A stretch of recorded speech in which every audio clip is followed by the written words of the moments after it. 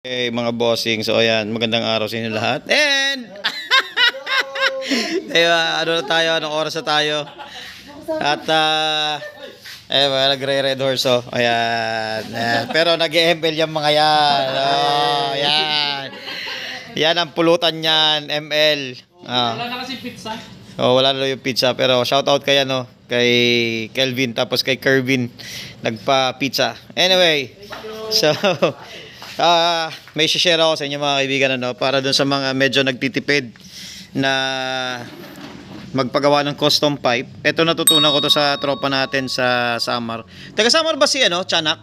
Christian Hereta, yung may Aerox? Yun, yung mga tropa natin diyan. Binigyan niya ako ng idea kung paano makatipid sa custom pipe. So etong Aerox natin is naka-sniper head, naka-sniper block. Kaya medyo nagkaroon tayo ng problema sa maayos na pipe. Okay? So ngayon, dito sa Bicol, medyo mahirap magpagawa ng tambucho. So, meron akong acrophobia na pipe. Itong acrophobia na peke. Okay, so anong nangyari dito is meron na siyang elbow na ganito. Ang ginawa natin mga kaibigan dito, pinutol ko to. Dito sa part na to. So, dahil naka-sniper tayo na head, medyo mahirap yung mga bending na ginawa dito. So, kung makikita nyo dito, ayan, lahat cuts. Okay?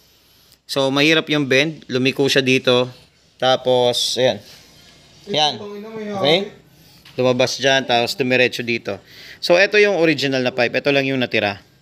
Ito, the rest dito, mula dito, hanggang po dito sa pinakadulo is kinostomize na natin. Pero, ang nakakatawa dyan, hindi tayo gumastos ng malaki. So, ang ginawa lang natin is bumili lang po ako ng mga ginagamit na ram air. Okay? Yung mga ginagamit na ram air sa online, sobrang mura lang po ng mga kanon.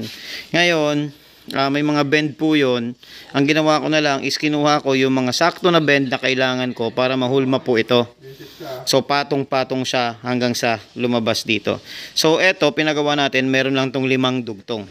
Okay? So, kung mabigyan ko kayo ng idea kung paano, okay, itong mga part na to is pinutol ko ng galing sa iba't ibang ram air. Okay, ganito po yan.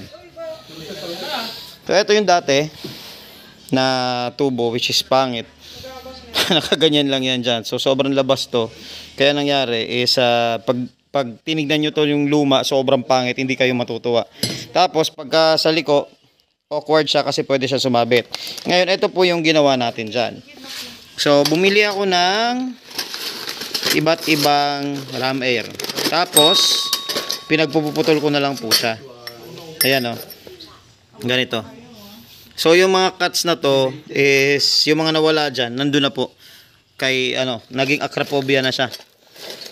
So, marami po yan. Iba-iba yung sizes niya, iba-iba yung bend. Kaya po, nangyari, nakabuo tayo ng custom na tambucho. Dahil dito. Ayan. Ito, hindi ko pa to nagagalaw. Which is, ito yung natira na may bend na maayos. Pero ito po, ayan. Naputol na po yan. Ayan. So, ito, may mga nagamit na tayo ditong parte na nilagay na po natin doon. So, meron akong yan, mga nilagari. Yan. Kinat natin. Yan po yun, mga kaibigan. So, ngayon, ito, yan, kung mapapansin nyo po itong may mga tabas na to, dito ko kinuha yung mga pyesa. Hanggang sa mabuo natin. Ang ginawa lang po niyan is parang pinagtagpi-tagpi lang po siyang ganyan. Ito, 'di ba may bend yan ng konti, ganyan. Ganyan. Same lang po yung diskarte ng ginawa natin dun sa pipe na kinabit ko dun sa acrophobia. Okay? So hanggang po yung mga nawala po dito, yun po yung mga bends mismo na nakakabit dun ngayon. So, yan po.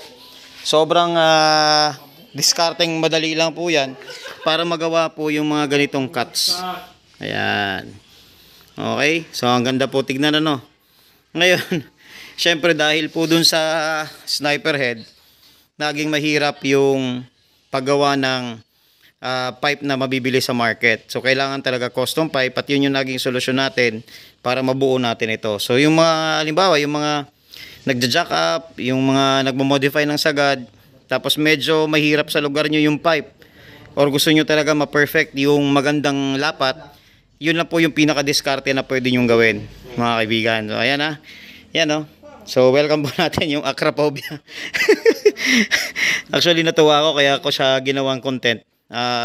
Dahil, syempre, marami din yung gusto ng custom pipe na sakto, yung mga bends. At yun po yung pinaka magandang diskarte na pwede ko share sa inyo. Okay, so ayan mga kaibigan. I hope may natutunan kayo.